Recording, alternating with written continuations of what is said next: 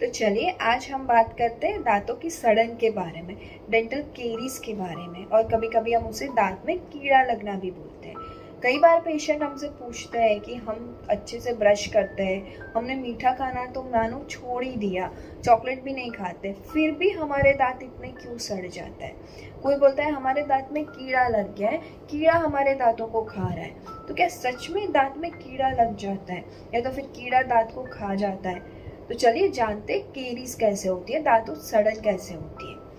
दांतों की सड़न किसी एक चीज से नहीं होती। मानो आपने चॉकलेट खाना छोड़ दिया मतलब दांतों की सड़न रुक जाएगी, वैसा नहीं होता है। दांतों की जो सड़न है, डेंटल केरीज है, वो एक मल्टी फैक्टोरियल डिसीज है। मल्टी फैक्टोरियल डिसीज मतलब इसमें बहुत सारे फैक्टर्स जो है उसे अफेक्ट करते हैं। जब भी हम कुछ खाना खाते हैं तो अगर वो खाने का फूड पार्टिकल दांतों के बीच फंस जाता है या दांतों के ऊपर रह जाता है, तब क्या होता है, हमारे मुंह में जो सलाइवा होता है उसमें ऑलरेडी बहुत सारे माइक्रो ऑर्गेनिज्म होते हैं। माइक्रो ऑर्गेनिज्म माने कि बैक्टीरिया।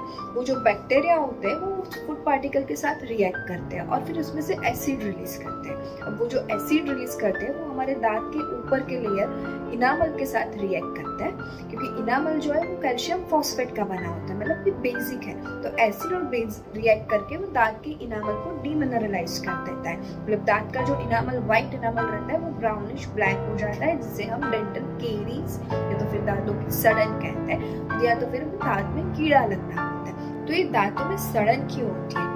अगर आपको इन बिटवीन स्नैक्स की हैबिट हो, बीच बीच में खाना खाने की हैबिट हो, तो भी आपको सड़न हो सकती है। अगर आप रात में ब्रश करे बिना सो जाते हो तो भी आपको सड़न हो सकती है। अगर आप अच्छे से ब्रश नहीं करते हो, इम्प्रॉपर ब्रशिंग टेक्निक यूज करते हो, खाना दांतों के बीच फंसा रहता है या फिर गम या मसूर में खाना जमा रहता है, तो भी आपको सड़न हो सकती है। अगर आपका ड्राई माउथ है, अगर आपका मुंह ड्राई रहता है, सलाइवा कम आता है, फिर भी आपको सड़न हो सकती है। अगर आपके दांत में कैविटीज हो गई, केरीज हो गई, तो वो वापस से अपने आप में रिपेयर नहीं हो पाएगी।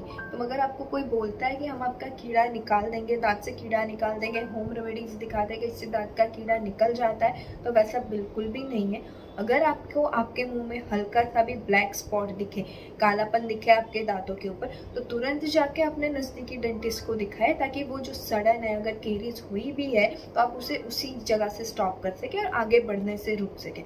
अगर आप उसे इग्नोर करते हो तो वो सड़न आगे जाके अंदर तक दांत की नसों तक पहुंचती है, फिर आपको उसके ऊपर रूट कैनाल और दांतों के ऊपर कैप लगवाना पड़ता है। अगर आपको कोई भी क्वेरीज या क्वेश्चन हो तो आप कमेंट बॉक्स में पूछ सकते हैं। Thank you.